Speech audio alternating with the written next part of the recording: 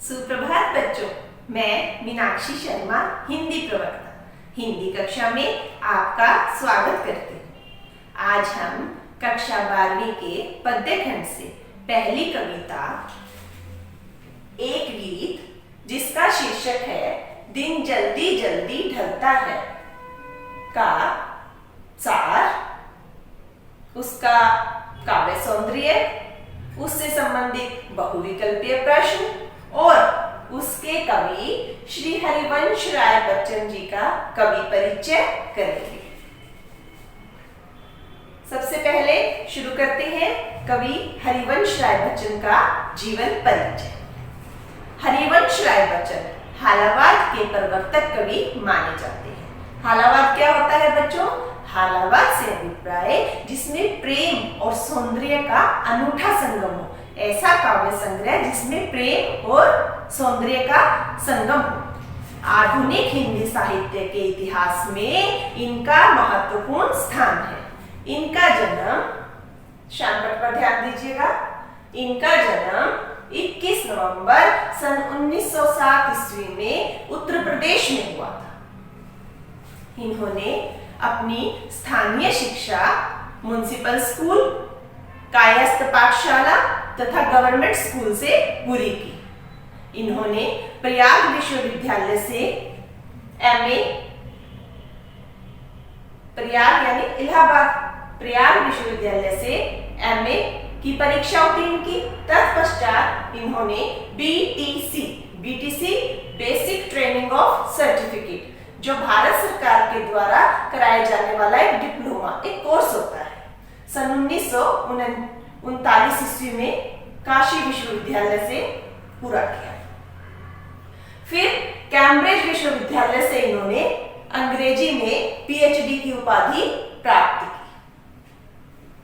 भारत सरकार ने इन्हें विदेश मंत्रालय में हिंदी विशेषज्ञ के पद पर नियुक्त किया। इन्हें अनेक सम्मान भी प्राप्त हुए, जिनमें से प्रमुख है साहित्य अकादमी पुरस्कार, सरस्वती सम्मान व पद्म भूषण। इन सब सम्मानों से इन्हें सम्मानित किया गया और अंत में सन 2003 में इस महान विभूति का निधन हो गया। अब बढ़ते हैं इनकी प्रमुख रचनाओं की ओर। बच्चन जी बहुमुखी प्रतिभा संपन्न साहित्यकार तो थे ही, और उन्होंने गद्य की अनेक विधाओं पर भी अपनी लेखनी चलाई। इनकी प्रमुख रचनाएं निम्नलिखित हैं: मधुशाला, मधुबाला, मधुकलश, निशा निमंत्रण, एकांत संगीत, आकुल मन, मिलन यामिनी, आरती और अंगारे। अब आएंगे इसके पश्चात इनके आत्मकथ्य, जो कि 4 खंड में है। क्या भूलूं क्या याद करूं, नीड़ का निर्माण फिर से, बसेरे से दूर, 10 द्वार से सोपान तक। इसके बाद है अनुवाद। अनुवाद के अंतर्गत है हैमलेट, जनगीता, मैकबेथ। तत्पश्चात आएगी डायरी। डायरी में आएगा प्रवास की डायरी। अगर बच्चों आप इन चीजों को अलग अलग तरीके से, जैसे काव्य संग्रह के अंतर्गत कौन कौन सा आता है, अनुवाद कौन सा है, डायरी कौन सी है, इस प्रकार याद कर सकते हैं तो बहुत अच्छा है। नहीं तो आप प्रमुख रचनाएं लिखने के पश्चात इनकी, जो अभी मैंने सारी रचनाएं बताई, उनमें से 5 से 6 नाम जो भी आपको याद हो लिख सकते हैं। अब बढ़ते हैं भाषा शैली की ओर। कवि की भाषा शुद्ध खड़ी बोली है। भाषा पर इनका विशेष अधिकार था। तत्सम तद्भव शब्दों के साथ साथ इन्होंने देशज और विदेशी शब्दों का भी प्रयोग किया है। इन्होंने अलंकारों से सुसज्जित अपने काव्य को और अधिक चमत्कृत कर दिया है। बिंब योजना बहुत ही सुंदर है, एकदम सटीक और सार्थक। भाषा अत्यंत ओजपूर्ण, प्रसाद गुण विद्यमान व श्रृंगार रस से परिपूर्ण है। ये श्रृंगार रस के कवि थे। श्रृंगार के भी 2 पहलू हैं, वियोग और संयोग। कवि ने अपने काव्य में और विशेषकर इस कविता में वियोग रस का प्रयोग किया है। तो अब बढ़ते हैं हम कविता के सार की ओर। कविता है दिन जल्दी जल्दी ढलता। तो सबसे पहले हम जानते हैं कुछ बातें कविता के बारे में। दिन जल्दी जल्दी ढलता है कविता के रचयिता हालावादी कवि हरिवंश राय बच्चन जी हैं। यह उनके द्वारा रचित उनके गीत संग्रह निशा निमंत्रण से लिया गया है। इस कविता में कवि ने समय के व्यतीत होने के एहसास के साथ साथ लक्ष्य तक पहुंचने के लिए मनुष्य द्वारा कुछ कर गुजरने के जज्बे का चित्रण किया है। लक्ष्य तक पहुंचने के लिए मनुष्य द्वारा जो उसके मन में जज्बा है वो किस तरह अपनी मंजिल को प्राप्त कर सकता है, उसका चित्रण कवि ने यहाँ किया है। इस कविता की रहस्यवादी चेतना हमारे सामने आई। अब रहस्यवाद क्या होता है बच्चों? चिंतन मनन के द्वारा ईश्वर से संपर्क स्थापित करने की प्रवृत्ति रहस्यवाद कहलाती है। ठीक है, अब हम बढ़ते हैं कविता के सार की ओर। सबसे पहले मैं आपको प्रत्येक पद्यांश की व्याख्या बताऊंगी। व्याख्या से पहले मैं आपको एक बात स्पष्ट कर देना चाहती हूँ कि जब भी परीक्षा के अंतर्गत आपसे सर्वप्रसंग व्याख्या पूछी जाती है तो प्रसंग में हम क्या लिखेंगे? सबसे पहले हमें कवि का नाम और कविता का नाम ये जरूर मालूम होना चाहिए। तो हमारे कवि कौन है? हरिवंश राय बच्चन। और कविता कौन सी है? एक गीत जिसके अंतर्गत है दिन जल्दी जल्दी ढलता है से लिया गया है। प्रस्तुत पद्यांश प्रस्तुत पंक्तियां हमारी हिंदी की पाठ्य पुस्तक में संकलित एक गीत कविता से लिया गया है जिसके कवि हरिवंश राय बच्चन जी हैं। और हरिवंश राय बच्चन क्या है? हालावाद के कवि हैं। तो इस पद्यांश में भी प्रेम और सौंदर्य का अनूठा संगम देखने को मिलता है। तो अब बढ़ते हैं, शुरू करते हैं पद्यांश की व्याख्या। देखिए, दिन जल्दी जल्दी ढलता है, हो जाए न पथ में रात कहीं, मंजिल भी तो है दूर नहीं। यह सोच थका दिन का पंथी भी जल्दी जल्दी चलता है, दिन जल्दी जल्दी ढलता है। यह है बच्चों पहला पद्यांश, दिन जल्दी जल्दी ढलता है। कवि क्या कहना चाह रहा है इस कविता के पंक्तियों के माध्यम से कि कवि ने समय की गतिशीलता के बारे में बताया है। समय गतिशील होता है और समय कभी किसी के लिए नहीं रुकता। तो इसमें क्या कह रहा है कवि पद्यांश में कि दिन जल्दी जल्दी ढल रहा है, हो जाए न पथ में रात कहीं। पथ यानी रास्ता। हो जाए न पथ में रात कहीं, मंजिल भी तो है दूर नहीं। पथ यानी रास्ता।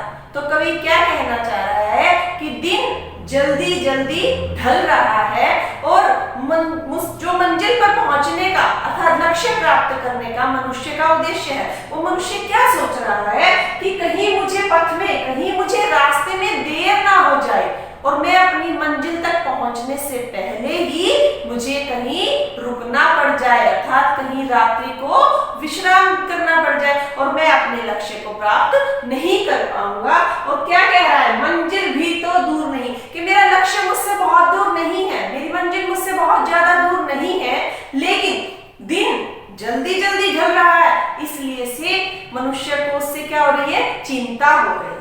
यह सोच थका दिन का पंथी, पंथी यानी राहगीर, मुसाफिर, ये सब बातें सोचकर क्या कि दिन तो जल्दी जल्दी ढल रहा है और अगर मैं अपनी मंजिल तक नहीं पहुंच पाया, अंधेरा हो जाएगा, रात हो जाएगी, तो मुझे यहीं रुकना पड़ेगा।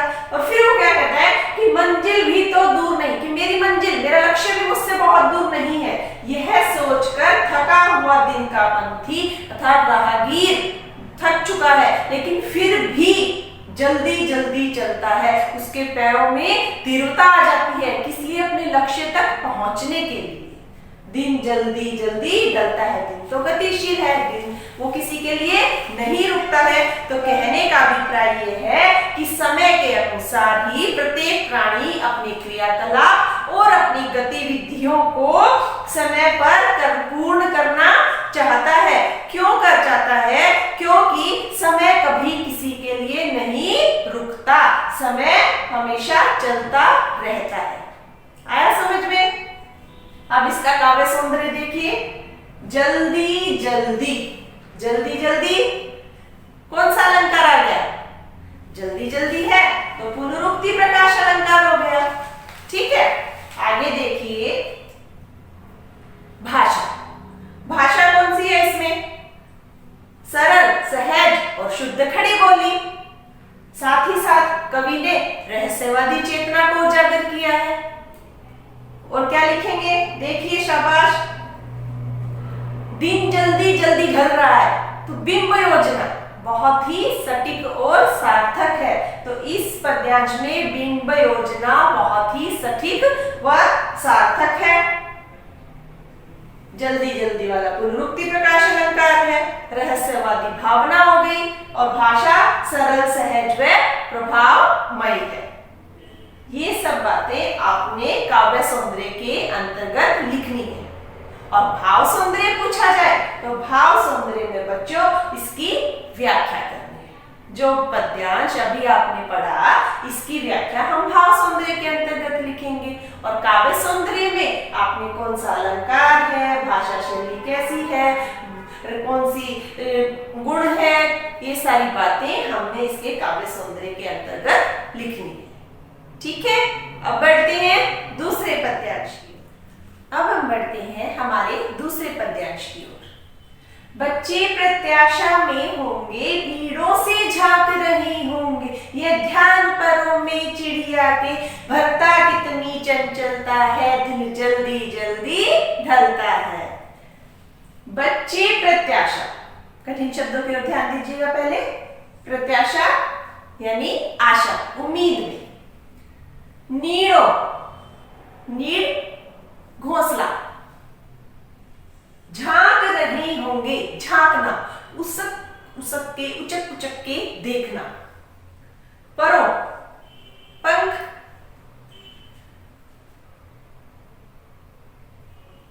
अब बढ़ते हैं व्याख्या की। देखिए, बच्चे प्रत्याशा में होंगे। अब दूसरे पद्यांश में कवि क्या कह रहा है? समय तो गतिशील है, समय तो चलता रहता है, लेकिन बच्चे प्रत्याशा में। किसके बच्चे? चिड़िया के बच्चे। किस आशा में होंगे? कि उन्होंने देखा है, वो उठे, उन्होंने देखा कि उनके घोंसलों में उनकी माता तो है नहीं, तो अपनी माँ का इंतजार कर रहे हैं। नीड़ों से झांक रही होंगे, घोंसलों से गर्दन उठा उठा के, उचक उचक कर देख रहे हैं कि हमारी माँ कहाँ है, इसी आशा में देख रहे हैं। और जैसे ही यह ध्यान परों में चिड़िया, जैसे ही चिड़िया को ध्यान आता है कि घोंसले में उसके बच्चे अकेले होंगे, वो उसकी राह देख रहे होंगे, तो वो ध्यान क्या करता है?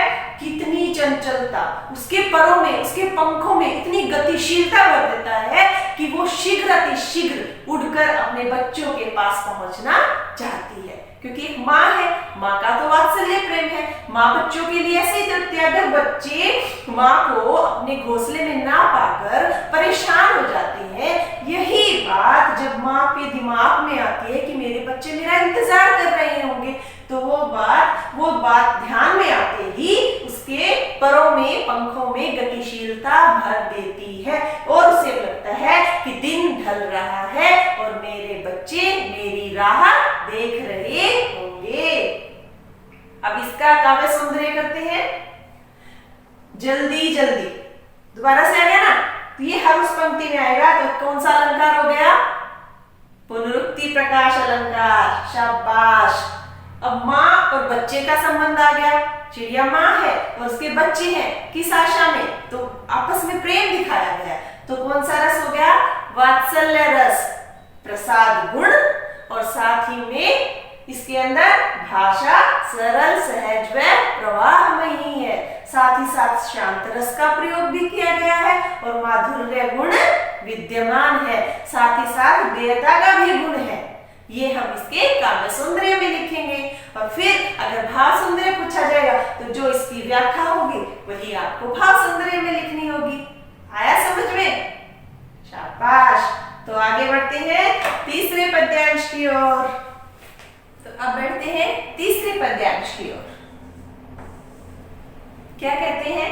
मुझसे मिलने को कौन विकल, मुझसे मिलने को कौन विकल, मैं हूं किसके हित चंचल। यह प्रश्न शिथिल करता पद को, भरता उर में विह्वलता है, दिन जल्दी जल्दी ढलता है। देखिए, मुझसे मिलने को कौन विकल, कठिन शब्दों की ओर ध्यान दीजिएगा। विकल, विकल यानी कौन व्याकुल है। मैं हूं किसके हित चंचल, हित चंचल यानी किसके लिए उत्तेजित हो, किसके लिए खुश हो। यह प्रश्न शिथिल, शिथिल करना यानी सुस्त बना देना, सुस्त बना देता है। पद पांव को, पैरों को, उर यानी हृदय। यहां आ गया विह्वलता। विह्वलता क्या होती है? व्याकुलता। विह्वलता व्याकुलता, दिन जल्दी जल्दी ढलता है। तो ध्यान दीजिएगा व्याख्या की ओर। मुझसे मिलने को कौन विकल। अब कवि कह रहा है कि मैं किसके लिए जाऊं, कौन है ऐसा जो मुझसे मिलने के लिए व्याकुल है। अर्थात मैं मंजिल पर पहुंचने की शीघ्रता क्यों करूं। उसके मन में अचानक प्रश्न आ जाता है कि मैं मंजिल पर पहुंचने के लिए चिंता क्यों करूं, यानी कि राह अपनी राहगीर है, अपनी राह से भटक जाता है। मैं हूं किसके हित चंचल, कौन है जो मेरे लिए व्याकुल हो रहा है और मैं किसके लिए प्रसन्न हूं, मैं किसके लिए खुश हूं कि मैं ये कैसे सोचूं कि मेरे लिए कौन व्याकुल हो रहा है। ये प्रश्न, जैसे ही ये प्रश्न कवि के दिमाग में आता है, उसके पैरों में, उसके पैर शिथिल यानी शांत, सुस्त, कमजोर पड़ जाते हैं। भरता उर में विह्वल, और उसका हृदय व्याकुलता से भर जाता है। क्यों? क्योंकि कवि सोचता है कि उसकी प्रियतमा तो उसके साथ है नहीं, तो उसका कोई इंतजार करने वाला नहीं है, कोई उसे प्यार करने वाला नहीं है। जब कोई किसी का इंतजार ही नहीं कर रहा, तो वो लक्ष्य तक पहुंचने की, मंजिल को प्राप्त करने की चेष्टा क्यों करे, क्यों जल्दबाजी करे। दिन जल्दी जल्दी ढलता है। दिन तो, समय तो गतिशील है, चलायमान है, जो किसी की प्रतीक्षा नहीं करता, और दिन जल्दी जल्दी ढल रहा है। ध्यान दीजिएगा, भाव सौंदर्य, इसकी व्याख्या और काव्य सौंदर्य के अंतर्गत आपने क्या क्या लिखना है। सबसे पहले बिल्कुल ये बात आपको रट गई होगी, याद हो गई होगी ना, जल्दी जल्दी, पुनरुक्ति, प्रकाश, अलंकार। एक बात और ध्यान दीजिए, ये देखिए यहाँ पर प्रश्नवाचक है ना, तो यहाँ हो गया प्रश्नालंकार। दो बातें। अब हम बढ़ते हैं इसकी भाषा शैली की ओर। शैली कौन सी है? चित्रात्मक शैली, बिंब, दृश्य बिंब और माधुर्य गुण, साथ ही साथ वियोग रस और खड़ी बोली का प्रयोग किया गया है। तो बच्चों, ये थी हमारी कविता एक गीत की सहप्रसंग व्याख्या, जिसका मैंने आपको भाव सौंदर्य, काव्य सौंदर्य और कठिन शब्दों से आपको आज अवगत करवाया। तो ये सब कुछ आपको बहुत अच्छे से समझ में आ गया होगा। अब इसी से संबंधित कुछ महत्वपूर्ण बहुविकल्पीय प्रश्न, जो कि हमने सारा पाठ का सार किया था उसमें, और जो कवि का परिचय किया था ना कविता में, उसमें